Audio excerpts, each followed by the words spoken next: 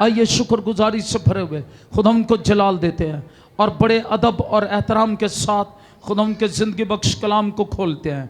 आइए बड़े अदब और एहतराम के साथ खुदा उनके ज़िंदगी बख्श कलाम को खोलिए और मत्ती की इंजील उसका 28 बाब मेरे साथ मिलकर मत्ती की इंजील उसका 28 बाब खोलिए और बड़े अदब और एहतराम के साथ खुदा उनके ज़िंदगी बख्श कलाम पर हम गौर करेंगे। कितने लोगों को याद है हम क्या सीख रहे थे? जी याद है हम क्या सीख रहे थे पिछले संडे? यीशु मसीह के ज़हूर, और पहला ज़हूर यानी ज़हूरात अल मसीह,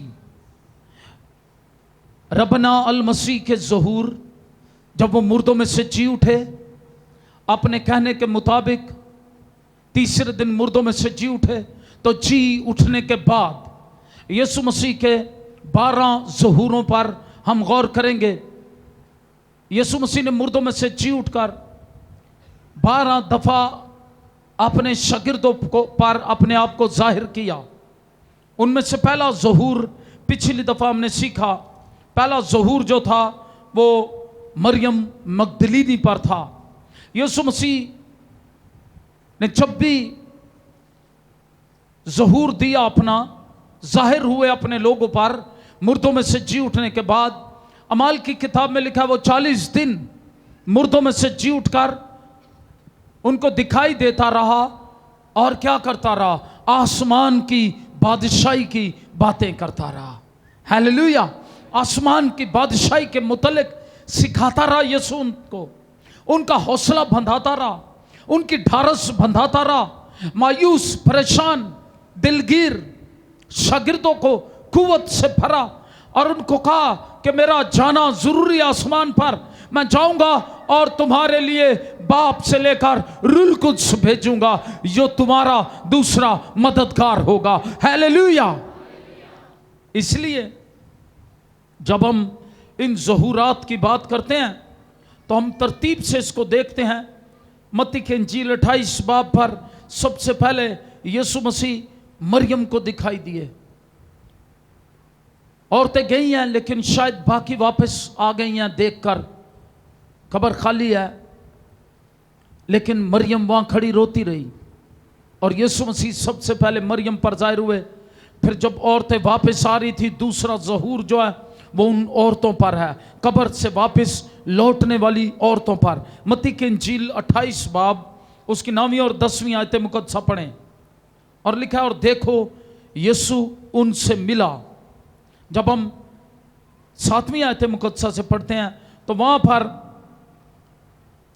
जो फरिश्ते हैं वो गवाही देते हैं औरतों को और कहते हैं कि वो यहाँ नहीं है, बल्कि क्योंकि अपने कहने के मुताबिक जी उठा है। आओ ये जगह देखो जहां खुदावंद पड़ा था। और 7वीं आयत मुकद्दसा में और जल्द जाकर उसके शागिर्दों से कहो कि वो मुर्दों में से जी उठा है, और देखो वो तुमसे पहले गलील को जाता है, वहां तुम उसे देखोगे। देखो मैंने तुमसे कह दिया है। और वो खौफ और बड़ी खुशी के साथ कब्र से जल्द रवाना होकर उसके शागिर्दों को खबर देने दौड़ी, और देखो यीशु उनसे मिला। हालेलुया! औरतों से मिला। पिछली दफा हमने इसको सीखा, ये बड़ा पावरफुल वर्ड है, यीशु उनसे मिला। यीशु मसीह से मुलाकात, इसका जब हम तस्वरी करते हैं, इसको अपने ख्यालात में लाते हैं, इसको पिक्चराइज करने की कोशिश करते हैं जब, तो कैसी सुहानी बात है। जिस खुदावंद की हम प्रस्तिश करते हैं, जो मसलूब हुआ, जिस को हमारी खातर सलीब का दुख सहना पड़ा, जिसके हाथों और पांव में कील लगे, जिसके सर पर कांटों का ताज धरा गया, जिसकी फसली में नेजा मारा गया, वो यीशु जिसने सलीब की शर्मिंदगी बर्दाश्त की, उनकी आंखों के सामने सलीब दिया गया, मर गया, दफन हुआ, वो अब जी उठा है। हालेलुया! और जी उठकर उनसे मिला। Praise the Lord. अगर यीशु जी ना उठता तो मैं आपको बताऊं, सहमे हुए शागिर्द कभी भी संडे को मसीही सबत करार ना देते। यहूदियों का सबत हफ्ता है, यहूदी हफ्ते को सबत का दिन मनाते हैं। आज भी जुम्मे की शाम 6 बजे से हफ्ते की शाम 6 बजे तक उनका सबत होता है। लेकिन ये शागिर्द जो यहूदी थे पहले, अब ये मसीही बन गए हैं। हालेलुया। और अब ये अपने खुदावंद के जी उठने के दिन को मनाते हैं। इसलिए संडे जो है दुनिया के लिए SUN संडे, सूरज का दिन है, लेकिन ईमानदारों के लिए SON सन DAY डे, बेटे का दिन है। हालेलुया। क्योंकि इस दिन खुदा का बेटा मुर्दों में से जी उठा अपने कहने के मुताबिक, इसलिए हम संडे को अपना सबत मनाते हैं। Hallelujah, hallelujah. ये सहमे हुए शागिर्द इसके बाद संडे को जमा हुए, क्योंकि यीशु मसीह जब जब इन पर जाहिर हुए, यीशु मसीह संडे के दिन, हफ्ते के पहले दिन ही ज्यादातर जाहिर हुए। इन 40 दिनों में जब यीशु उनको दिखाई देते रहे मुर्दों में से जी उठने के बाद, उसकी तस्दीक इस बात से होती है कि वो उनको दिखाई दिए, उनसे मिले और मिलकर उनसे क्या की, बातें की, गुफ्तगू की, आसमान की बादशाही की बातें की। और जब हम ये देखते हैं हमें मालूम पड़ता है कि वो कब्र से लौटने वाली औरतों से जब मिला तो उनको गवाह ठहराया। क्या किया? और एक पैगाम दिया, डरो नहीं। आज भी दुनिया में जो डर है वो सबसे ज्यादा है। इसलिए बाइबल में तकरीबन 360 मर्तबा से ज्यादा, गौर से सुनिएगा, बाइबल मुकद्दस में ये लफ्ज लिखा हुआ है कि डरो मत, ना डरो, खौफ ना खा, ना डर। ये लिखा हुआ है। हमेशा यीशु मसीह ने शागिर्दों को भी कहा, फिर मुर्दों में से जी उठने के बाद भी, क्योंकि खौफ बदरुओं का बहुत बड़ा ढंग है। गौर से सुनिएगा, खौफ पर जो फतह पा लेता है, याद रखिएगा, वो इब्लीस पर फतह पा लेता है, क्योंकि खौफ बदरुओं का ढंग है। बहुत सारे लोग मेरे पास आते हैं, वो दुआ नहीं करते दूसरों के लिए, या किसी कोई बदरू होए, हाजिर हो जाए। मैं एक जगह गया, भाई आज़क रात को भी जिक्र कर रहे थे, हम एक जगह गए, उस बस में से सारे लोग ही उतर गए, वहां हाजिरी होगी किसी में, मैं आपको बताऊं। और एक चर्च में हम गए सिंध में, वहां पर काफी प्रीस्ट भी थे मुख्तलिफ डिनोमिनेशंस के। ये 1993 की बात कर रहा हूं। 1993 में मैं बिल्कुल एक छोटा लड़का था, और मैं मुनादी करने के लिए जब सिंध गया भाई आज़क के साथ, तो वहां जब हम मीरपुर खैरस के एक चर्च में मुनादी कर रहे थे, अभी हम मुनादी करने के लिए पहुंचे तो प्रस्तिश हो रही थी, और वहां एक बेटी आ गई, उसमें बदरुएं थी, और वो लोग जो है वो चर्च से भाग गए सारे, कोई भी नहीं था। मैं था, भाई आज़क की मिसेस थी, भाई आज़क था, और हमारे साथ एक और भाई थे, 4 लोग हम अंदर हैं। चर्च की इंतजामिया, सारे लीडर सब भाग गए। मैंने बताया, मैं भाई आज़क शुरू से जरा सेहतमंद इंसान है, तो मैं एक छोटा सा लड़का था, और वो लड़की भी काफी सेहतमंद थी, जवान थी। उसका भाई और वो सिर्फ थे। उसका भाई उसके पास खड़ा था, वो उसको बार बार यूं अपने कलावे में लेता अपनी बहन को, वो उसको यूं उठा के फेंकती, और वो फिर उठता, फिर चर्च में अपनी बहन को पकड़ता। मैंने उसको कहा इसको छोड़ दे, उसने कहा नहीं, ये सारे लोग इसीलिए भाग गए हैं क्योंकि ये बहुत खौफजदा है, इससे, इस पर किसी जिन की तासीर है, और ये मारती है बहुत लोगों को। आपका क्या ख्याल है, एक छोटे लड़के का क्या हाल होता है उस वक्त जब वो ये सुनता है? जी बताएं, क्या हाल होता है? वो भी खौफजदा हो सकता है, लेकिन मैं खौफजदा नहीं हुआ। मैंने भाई आज़क को कहा, मैं भाई वाला इंज वेख्या, भाई आज़क कल, मैं कहा जी पा जी की करना है? मैं कहा कुछ डरन की लोड़ नहीं, इनू जाके सिर तो वाला तो फाड़ लिए। मैं उसके भाई को कहा पीछे हट जाओ। हम दुआ करते वो आगे बढ़े और वो यूं बैठ गई और वो पीछे होना शुरू हो गई।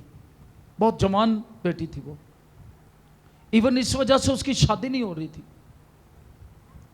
और जब हम दुआ करने लगे, मैं भाई आज़क को कहा, मैं कहा बस ये सिर तो वाला नू फाड़ लो एक बारी। और दुआ करते करते हमने उसके बालों को पकड़ लिया। जब वो फिर काफ़ी उसने जोर लगाया, चीखी चलाई, अब मुझे छोड़ दो छोड़ दो। भाई आज़क भी काफ़ी जोरावर थे, अभी भी जोरावर हैं, हालेलुया। मैंने कहा भाई जी छड़ना नहीं इनू, आज नहीं छड़ना पुलिस नू। क्या हुआ? दुआ करते रहे, मेरे ख्याल हमने 5 से 10 मिनट दुआ की। ऐसी पावरफुल खुदा की हजूरी वहां पर उतरी, खुदा ने उस बेटी को आजाद कर दिया, हालेलुया। खुदा ने उस बेटी को आजाद कर दिया।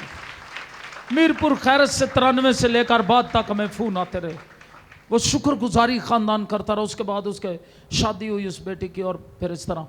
मैं आपको बताना चाहता हूं, दाऊद एक छोटा बच्चा लड़का था। He was not a joint, वो कभी भी दियो की तरह का नहीं था। वो एक लिखा हनूज लड़का ही था। जब खुदा ने उसको भेड़ बकरियां चराते हुए बुला लिया, चुन लिया, और वो हनूज एक लड़का ही था, और खुदा ने उसके सुपुर्द अपनी कौम की गलाबानी कर दी, हालेलुया। उसके साथ हुआ क्या? वो तो प्रस्तिश करता, जब भेड़ बकरियां अपने बाप की चराता, वो बरबत बजाता, बीन बजाता, बरबत बजाता, और वो साथ साथ प्रस्तिश करता जंगलों में, चरागाहों में, बियाबानों में। जब वो प्रस्तिश करता, उस पर प्रस्तिश का मसा था। याद रखिएगा, क्वायर से भी कहूंगा, मैं वर्शिप करने वालों से भी कहा करता हूं, वो खावे आस्ते कुछ ना करे हो।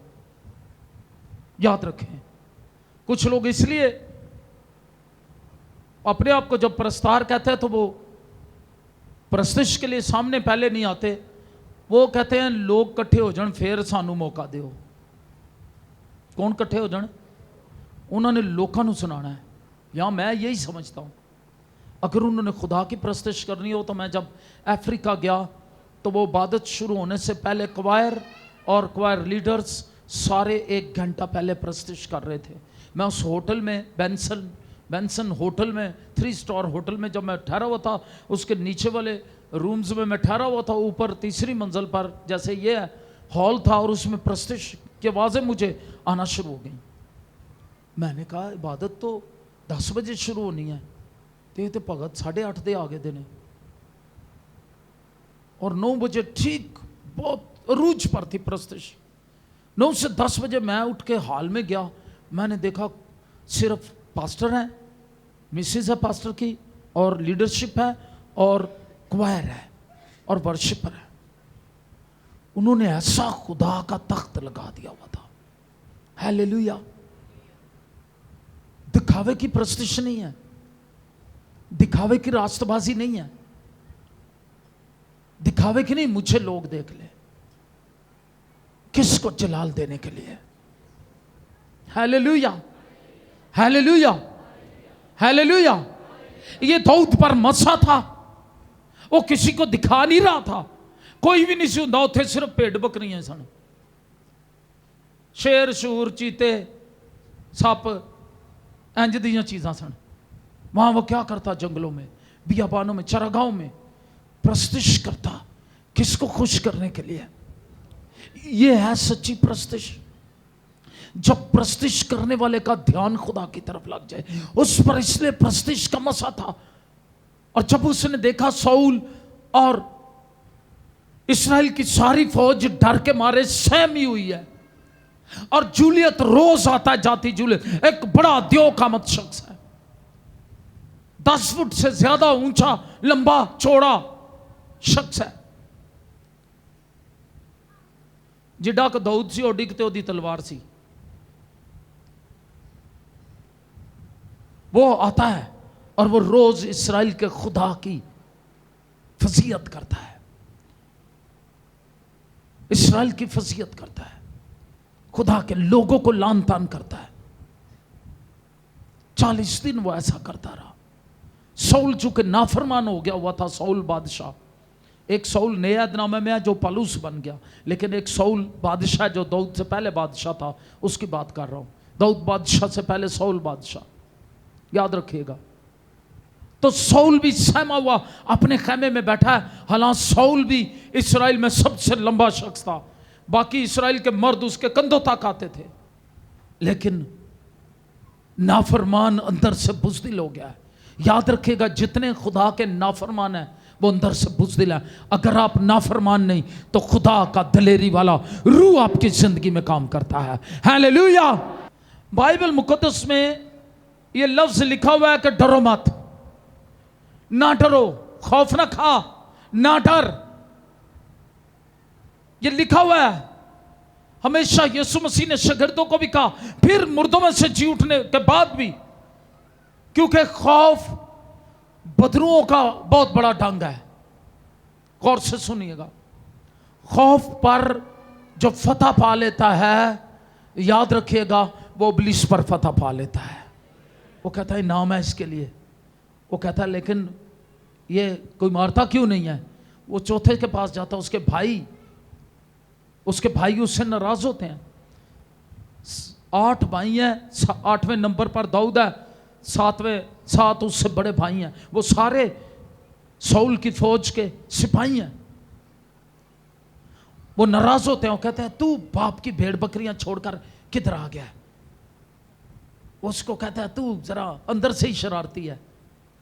समझ आ रही है ना बात की।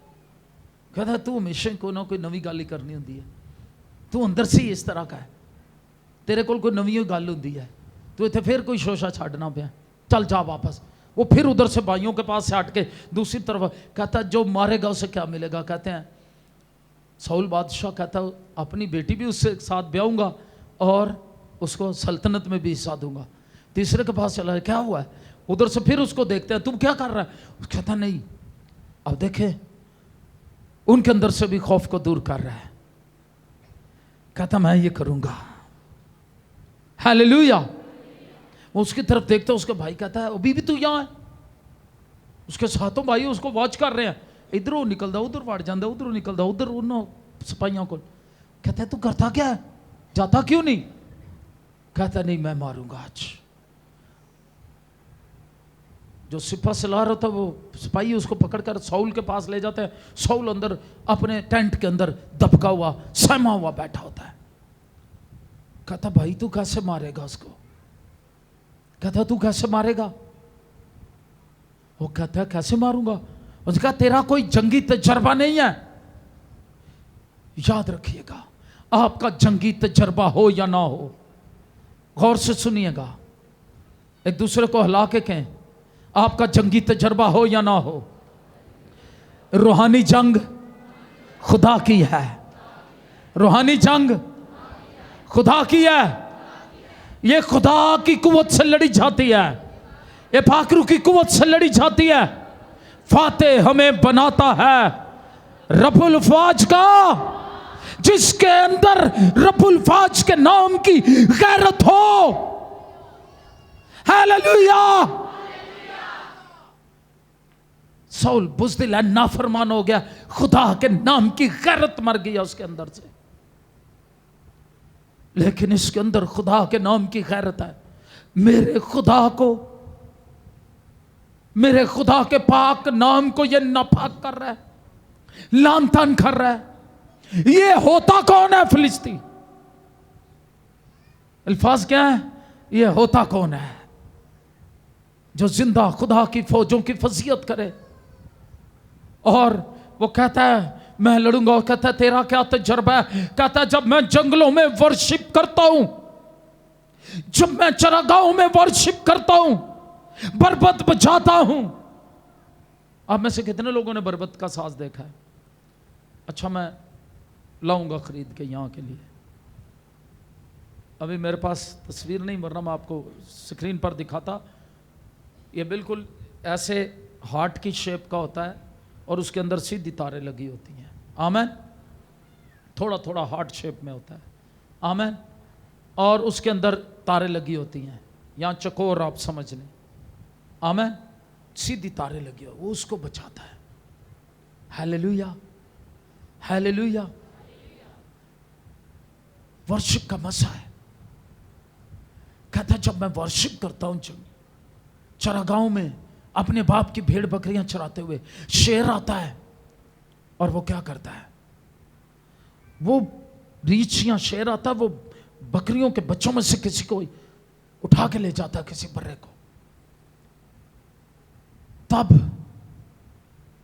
मैं एक जिम्मेदार इंसान हूं, तू बादशाह, तू जिम्मेदारी का मुजाहरा नहीं कर रहा। मैं जिम्मेदार हूं, तू जिम्मेदार है इन भेड़ों का, इस्राएल की कौम का जो खुदा ने तेरे सुपुर्द किया। देख मैं जिम्मेदार हूं, मेरा बाप ने मेरे सुपुर्द भेड़े की है। मैं जाता हूं शेर और रीछ के पीछे, मैं भागता हूं। यू नो, शेर की बड़ी स्पीड होती है।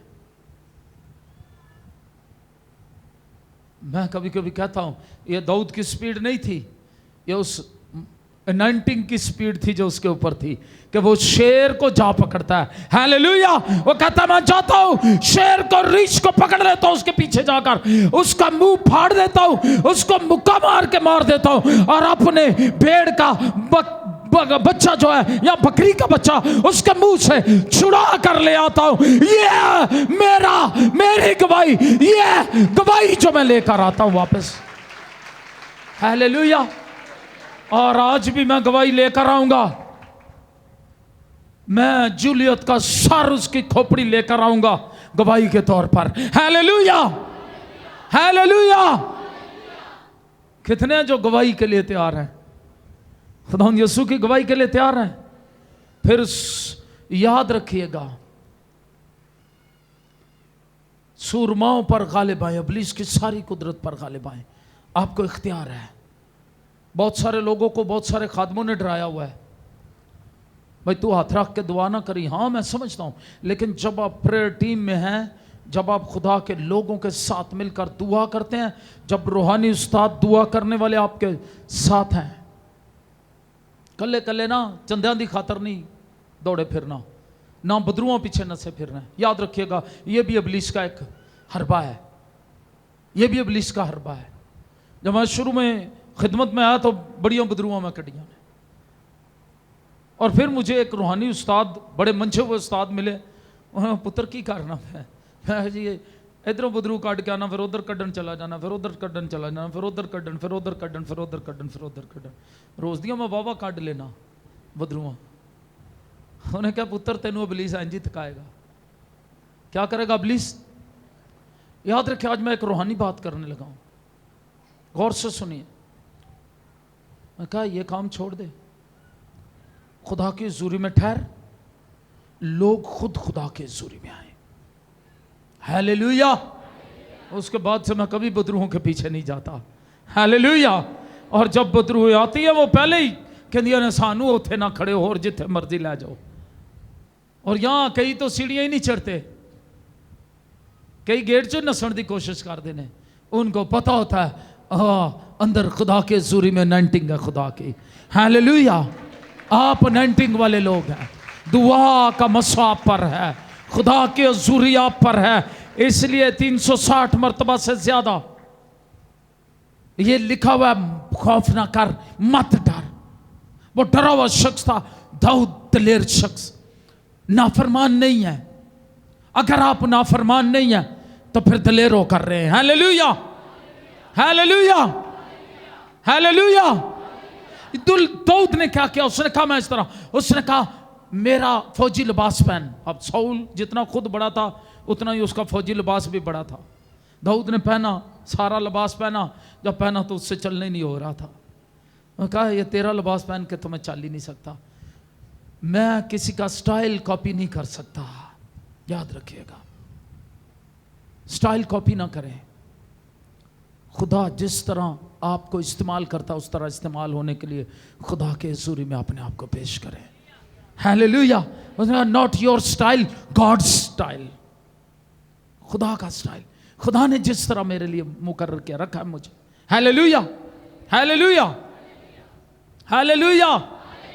तो क्या हुआ, उसने वो उतारा, अपना फलाखन लिया। तेरी तलवार भी नहीं, तेरा नेजा भी नहीं, तेरे फौजी लिबास भी नहीं। वो फौजी लिबास ऐसा होता, जाती जूलियत ने भी पहना हुआ था, कि तलवार उस पर नहीं लगती थी।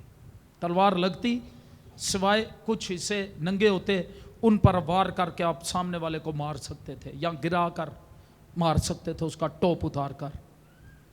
बाकी जगहों पर वो इस तरह फौजी लिबास लोहे का पूरे बदन पर होता था, तलवार नहीं लगती थी। लेकिन उन्होंने कहा मैं कुछ नहीं पहनना। जाती जूलियत ने सब कुछ पहना हुआ था, उसके टॉप में सिर्फ यहां पर एक सुराख था। कहां सुराख था? माथे में।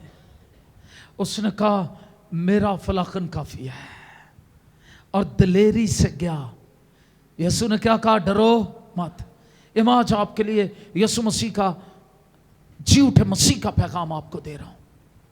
जब औरतों से मिला, उसने क्या कहा? डरो मत। इस माशरे की औरतें वैसे ही सहमी हुई हैं, ज्यादा डरी हुई हैं। याद रखे, इस माशरे का असूल है, बीबियां नू डरा के रखो। समझ आ रही है ना मेरी बात की? चाहे वो औरत है, औरत बीवी है, बहन है, बेटी है, उन्हें डरा के रखो। ये इस माशरे का असूल है, याद रखिएगा। और इसलिए खौफ इस माशरे में ज्यादा है, बदरूआं तां ही ज्यादा बीबियां च ज्यादा आ जांदियां ने। मेरी गल नाल किन्ने इतफाक करते हैं? फिर बंदे कहते हैं साढ़े च ते नहीं बदरूआं, इन्हां च पता नहीं क्यों आ जांदियां ने। भाई तुसां उन्हां नूं डराया दा ही इन्ना है, पहले तुहाडे कोलों डरियां हुंदियां ने, तुहाडे वांगू दा एक होर भी डराउणा आ जांदा है, फिर उहदे कोलों डरियां हुंदियां ने। वो खौफ ने उनको घेरा हुआ है, खौफ की तासीरों ने। दाऊद खौफ की तासीरों से बाहर फरमाबरदार जाता है, अपना फलाखन घुमाता है। उसको कहता है तू मुझे, जूलियत आगे से क्या कहता है? तू मुझे कुत्ता समझकर एक लाठी लेकर आया। वो भेड़ बकरियों को चराने वाला डंडा था उसके हाथ में, और एक फलाखन था। यानी वो अपने आप को खुद कह रहा है, तू मुझे क्या समझता है? कौन कह रहा है? जूलियत खुद अपने आप को कह रहा है। वो कहता हां, आज मैं तेरा गोश्त, आज मैं तेरा गोश्त किसको दूंगा? किसको दूंगा जी? किसको? कितनों ने पढ़ा हुआ वाक्या? हवा के परिंदों को दूंगा। खुदा ने आज तुझे मेरे हाथ में। इसका मतलब क्या है? इसका मतलब ये नहीं हमने दहशत फैलानी है, कोई बड़े वो लड़ते फिरना लोगों से। ये रूहानी जंग की बात कर रहा हूं। उनको लैंड के लिए, जमीन के लिए खुदा ने लड़ने के लिए कहा, लेकिन आज हम जमीनों के लिए नहीं लड़ते, याद रखिएगा, क्योंकि हमारी अबदी अजली मिरास आसमान पर है और वो फरमाबरदारों को मिलेगी। हालेलुया, हालेलुया, याद रखिएगा। लेकिन ये अबलीस पर, इसके रूहानी मानी समझे, अबलीस पर फतह का निशान है। उसने फलाखन घुमाया और उसने क्या किया? फलाखन का निशाना दाऊद का नहीं, दाऊद के खुदा का था। हालेलुया। वो जूलियत के माथे में घुस गया और वो गिरा और मर गया। दाऊद ने उसको जाकर उसी की तलवार से उसकी गर्दन उतार दी। हालेलुया। फिर वो उसकी खोपड़ी लेकर आया। आमीन। इसको मैं गवाही कहता हूं। क्या कहता हूं? कभी कभी लोग गवाही नहीं देना चाहते, वो ठीक भी हो जाते हैं, गवाही नहीं देना चाहते। याद रखिएगा, गवाही आपके पास होनी चाहिए। वो वापस आया जब उसके हाथ में जूलियत की खोपड़ी थी, उसने साउल को कहा ये ले। Hallelujah, hallelujah. फातेह हमें बनाता है, ऊंची आवाज में, फातेह हमें बनाता है, हाथ ऊपर करके, फातेह हमें बनाता है, सर पे ताज सजाता है। दूजे बदरुओं को ले डरते रहते ने। आज से इब्लीस से डरना छोड़ दें। अगर आप फरमाबरदार हैं खुदा के, फिर कोई इब्लीस की जरूरत नहीं वो आपको छू भी सके। हालेलुया। क्योंकि मुकद्दस दाऊद कहता है मैं खुदावंद मेरा चौपान है, मेरी चट्टान है, मेरा ऊंचा बुर्ज है, मेरा मजबूत किला, मैं उसके अंदर छुप गया हूं। मुझे छूने से पहले इब्लीस को, यीशु को छूना पड़ेगा। छू सकता है। मुझे नुकसान पहुंचाने से पहले उसको किसका मुकाबला करना पड़ेगा? क्योंकि मैं तो किसके अंदर छुपा हुआ हूं। आमीन। अगर आपकी पनाह में कोई बच्चा आ जाए, इसीलिए मुकद्दस दाऊद कहता है, लोगों ने गार को पनाहगाह बनाया, झूठ को बनाया। मुकद्दस दाऊद कहते हैं, मैं पनाह के लिए तेरे पास भाग आया हूं। आज तक आप कहां पनाह ढूंढ रहे हैं? अगर आपके अंदर खौफ है, बदरुओं ने आपको घेरा हुआ है, खौफ ने घेरा हुआ है, मायूसियों और परेशानियों ने घेरा हुआ है, तो मुकद्दस दाऊद की तरह कहें, मुझे मेरे दुश्मनों से रहाई दे, मैं पनाह के लिए तेरे पास। तो अगर आपके पास कोई बच्चा आ जाए छोटा, उसको कोई मार रहा हो, जब वो आपके पास आके खड़ा हो जाए, फिर आप यूं खड़े होते हैं और बच्चा यूं होता है, और मारने वाला दूसरा बच्चा सोचता है, हुण मैं की करा। अंडरस्टैंड? इसी तरह इब्लीस है, वो यीशु का मुकाबला नहीं कर सकता। फिर हम दूर ही वेखदा रहिंदा। बतेरे कहंदे ने हमारे घर में उसको आंखें नजर आती हैं। भाई आई जान दे, अखां ते उन्हें कड्ढणियां ही ने। तुसीं यीशु मसीह छुपे दे हो। हालेलुया। तुसां ओहदा गला घुट्टिया दा, जिहदा गला घुट्टो ओहदियां ते अखां बाहर आंदियां ही ने। आमीन। तजर्बा नहीं करना, ये पहली तजर्बा हुआ है। आमीन। जिसका गला दबा दे उसकी आंखें तो खुद बाहर आ जाती है, आ जाती है। नहीं, तजर्बा नहीं करना। लेकिन तो क्या होता है? अब यीशु का पांव जब उसने सलीब पर फतह पाई, इब्लीस की गर्दन पर, कहां पर है? ओदियां अखां किथे ने?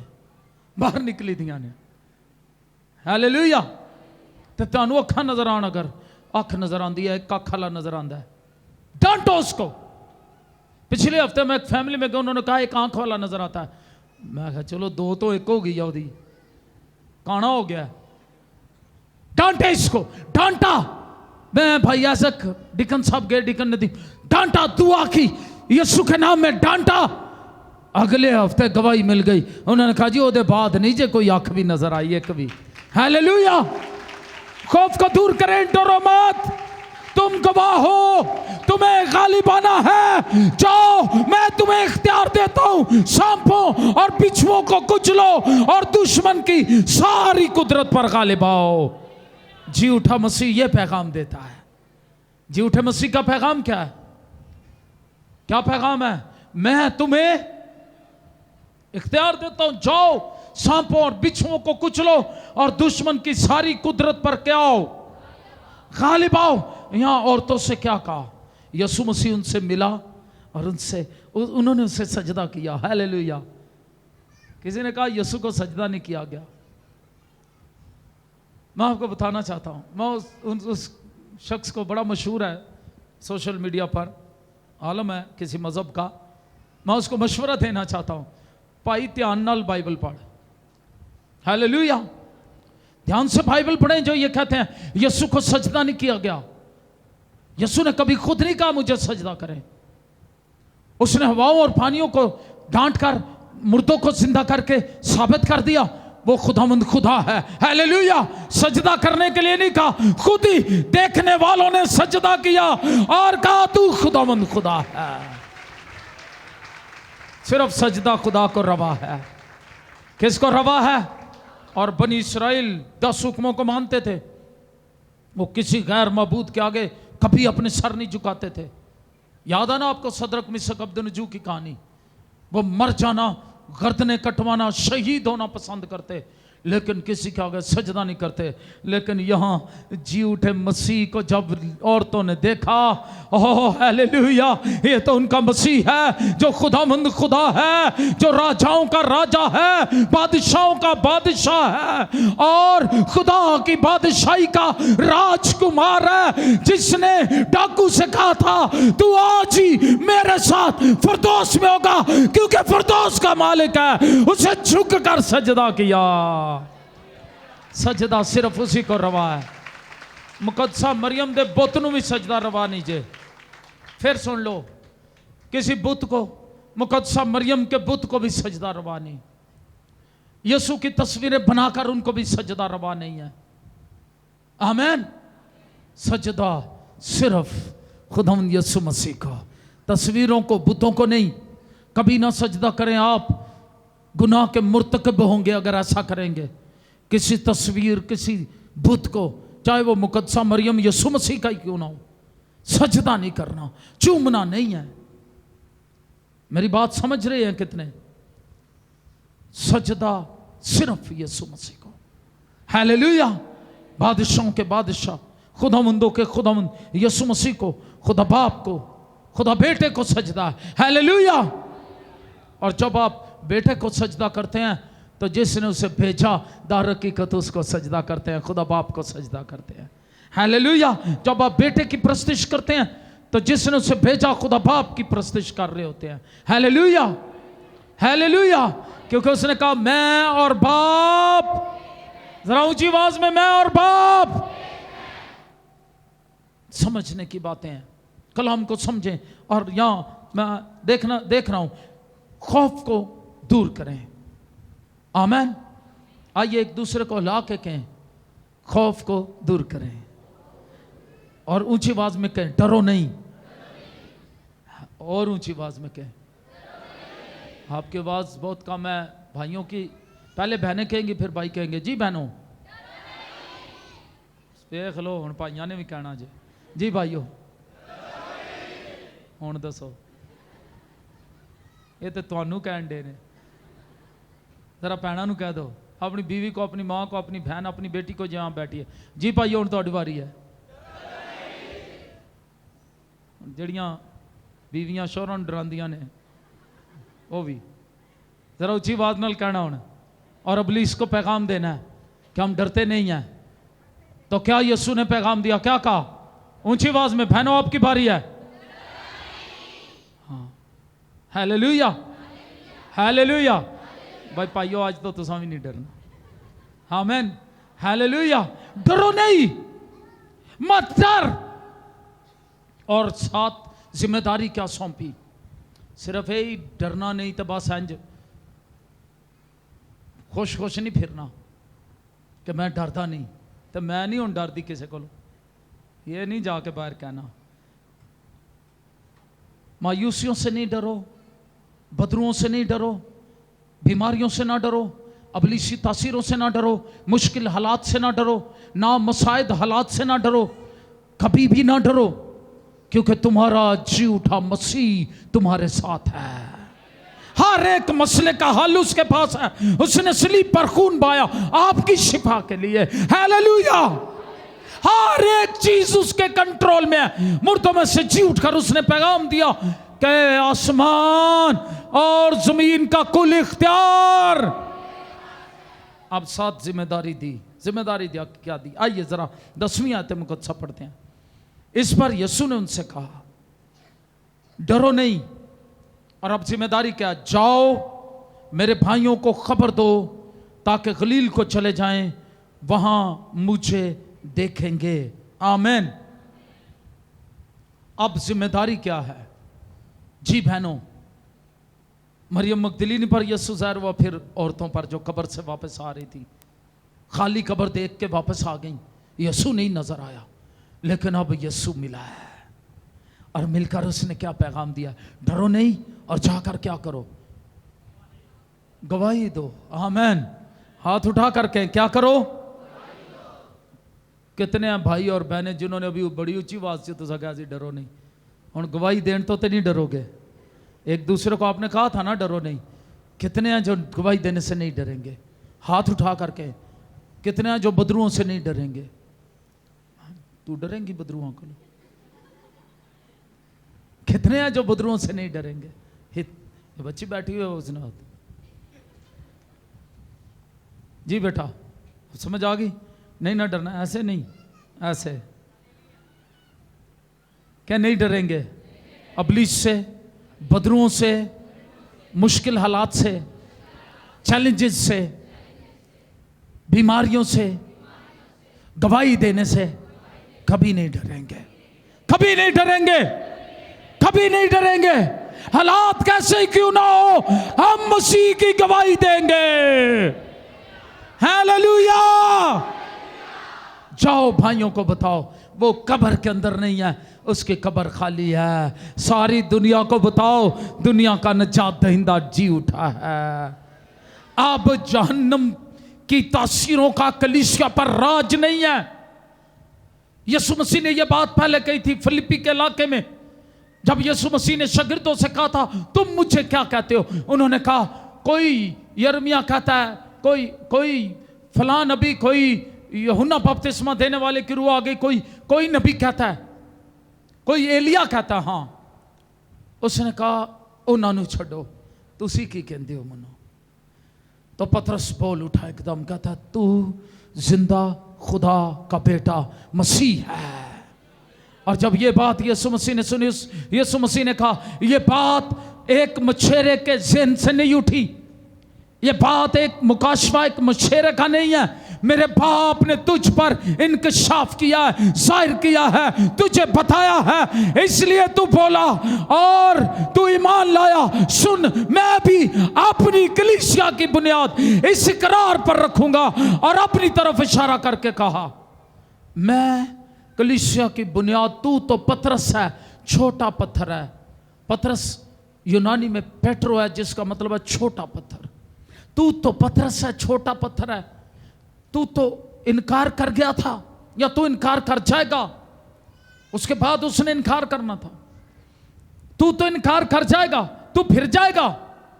तू इंसान है, कमजोर है, तेरा इकरार मजबूत है। तो भी सुन, तू पतरस है, लेकिन मैं अपनी कलीसिया की बुनियाद इस पत्थर पर रखूंगा। अपनी तरफ इशारा करके कहा। किस पर? कौन है कोने के सिरे का पत्थर? इसलिए कलीसिया की बुनियाद पतरस पर नहीं है, किस पर है? और कहा मैं अपनी कलीसिया की बुनियाद, अपनी तरफ इशारा, तू तो पतरस है, मैं अपनी कलीसिया की बुनियाद इस पत्थर पर रखूंगा। और आलमे रवाह के दरवाजे, बुदरुए इब्लीस की तासीरें कलीसिया पर कभी गालिब नहीं आएगी। Hallelujah, hallelujah, hallelujah, hallelujah. कहें जहन्नम के दरवाजे, ऊंची आवाज में जरा जाइए, डरो नहीं साजे क्या। जहन्नम के दरवाजे, इब्लीस की तासीरें ईमानदारों पर, कलीसिया पर कभी गालिब नहीं आएंगी, क्योंकि कलीसिया कोने के सिरे के पत्थर यीशु मसीह पर कायम है। कोई नारा लगा देगा? जोरदार तालियां खुदावंद यीशु के लिए। खुदावंद आपको बरकत दे। डरो नहीं, गवाही दो। डरो नहीं, उसके नाम का प्रचार करो। डरो नहीं, उसकी वड्याई गाओ। डरो नहीं, दुनिया को पैगाम दो। अंजील की मुनादी सारी खलक के सामने करो और दुनिया को बताओ यीशु मसीह ही निजात देता है। डरो नहीं, रूहें बचाओ। डरो नहीं, सोल्स विन करो। Hallelujah, hallelujah. एक तंजीम है दुनिया में, बिलियन सोल हार्वेस्ट। मैं पिछले दिनों उस तंजीम की मीटिंग में गया, मैं बड़ा खुश हुआ। दुनिया में बहुत थोड़े लोग ग्रुप्स रह गए हैं जिनमें मुनादी करना बाकी है। और किताब मुकद्दस में यीशु मसीह ने मुर्दों में से जी उठकर ये हमें हुक्म दिया कि हमें मुनादी करनी है। और मौत से पहले जब शागिर्दों ने उससे पूछा तेरे आने और दुनिया के आखिर होने का क्या निशान होगा, तो बाकी निशानात के साथ एक निशान, बहुत बड़ा निशान बताया। कहा जब तक अंजील की मुनादी दुनिया के कोने कोने में न हो जाए उस वक्त इब्ने आदम वापस नहीं आएगा। अब हम देखते हैं चैनल्स के जरिए, यूट्यूब, फेसबुक के जरिए पूरी दुनिया में इंजील की मुनादी हो रही है। मिशनरीज पूरी दुनिया में जा रहे हैं और कोई ऐसा ना रह जाए जो यीशु का नाम ना सुने। दुनिया आज यीशु मसीह की कुदरत से वाकिफ है। दुनिया आज यीशु मसीह के मौजज़ात से वाकिफ है। दुनिया आज यीशु मसीह की पावर से वाकिफ है। दुनिया आज जानती है कलीसिया पर मसीह की अनाइंटिंग है और कलीसिया इस जमीन पर उसकी गवाह है, उसकी दुल्हन है जिसे वो लेने बादलों पर आने वाला है। हालेलुया। खुदावंद आज के कलाम के वसीले आप सबों को बरकत दे। यीशु बुला रहा, मिलकर कहेंगे यीशु बुला रहा, तेरा नाम ले लेकर तुझे यीशु बुला रहा है, तुझे यीशु बुला रहा है, तेरा नाम ले लेकर तुझे यीशु बुला। क्या पाएगा तू जीत कर इस दुनिया को? यस। क्या हासिल होगा खोकर आत्मा को? तू आजा यीशु के पास, तुझे यीशु बुला रहा। तू आजा यीशु के पास, तुझे यीशु बुला रहा। यस, यीशु बुला रहा। आज अपनी जिंदगी उसे दे मेरे भाई मेरी बहन। बुला रहा, आज ही आज का दिन निजात का दिन है। ले लेकर तुझे यीशु बुला रहा, तेरा नाम ले लेकर तुझे यीशु बुला रहा है।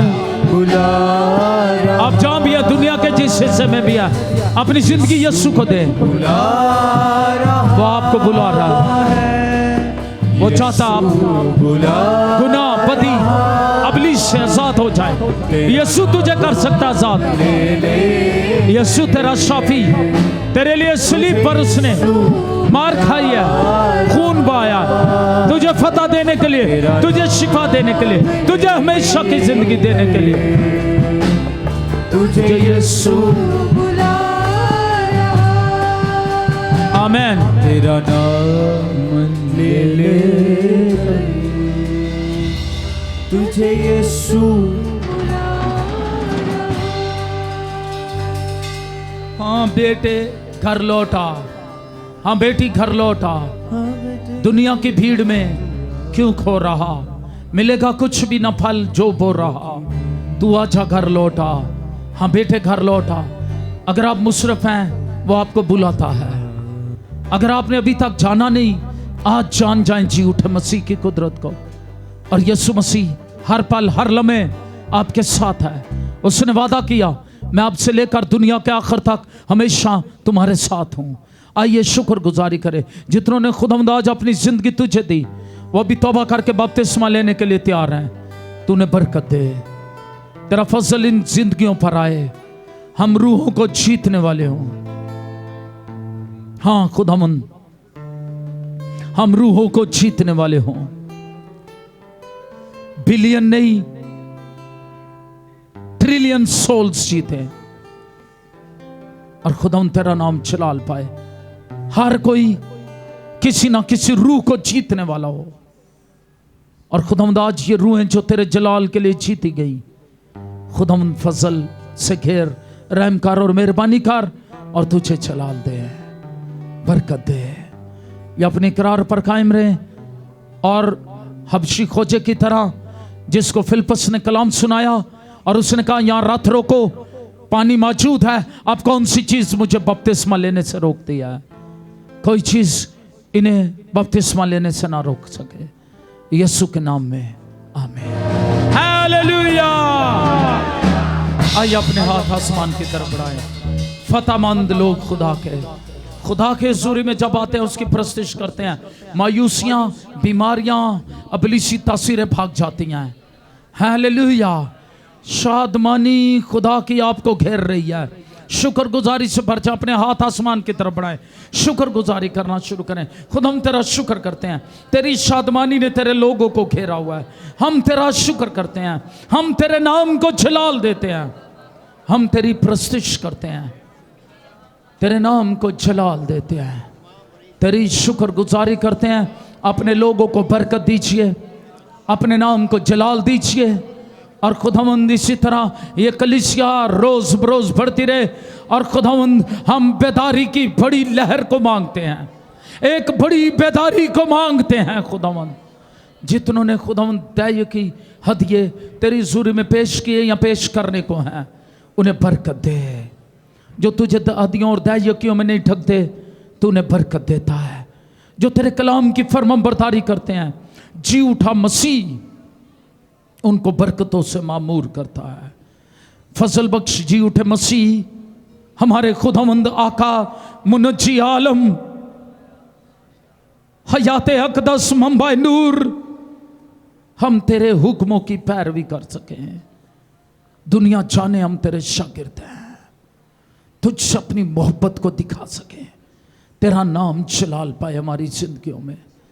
और खुदावंद तेरे लोग, खुदावंद कदूस खुदा तुझे जलाल दें, खुदावंद बरकत दे। इन हदियों दयाकियों के वजह अपने लोगों को बरकत देना, आसमान पर अजर और हिस्सा देना, यीशु मसीह के नाम में आमीन। खुदावंद की सिखाई हुई दुआ में शरीक होंगे। ऐ मेरे बाप, तू जो आसमान पर है, तेरा नाम पाक माना जाए, तेरी बादशाही आए, तेरी मर्जी जैसी आसमान पर पूरी होती है ज़मीन पर भी हो। हमारी रोज़ की रोटी आज हमें दे, और जिस तरह हमने अपने कर्जदारों को माफ़ किया है, तू भी हमारे कर्ज़ों में माफ़ कर। हमें आजमाइश में ना ला, बल्कि बुराई से बचा, क्योंकि बादशाही और कुदरत और जलाल हमेशा तेरे ही हैं, आमीन। खुदावंद अपने चेहरे का नूर हम सबों पर जलवागर फरमाए। खुदावंद आप पर मेहरबान रहे, खुदावंद आपको पर मुतवज्जे हो आपकी तरफ, और आपको सलामत और महफूज रखे। अब हमारे खुदावंद यीशु मसीह का फजल, खुदा बाप की मोहब्बत, रूहुल कुद्स की रफ़ाकत और शराकत अब से लेकर हमेशा तक हाजिर जमात और तमाम दुनिया के मुक़द्दसीन के साथ रहे। खुदा बाप, बेटे, रूहुल कुद्स के नाम में आमीन।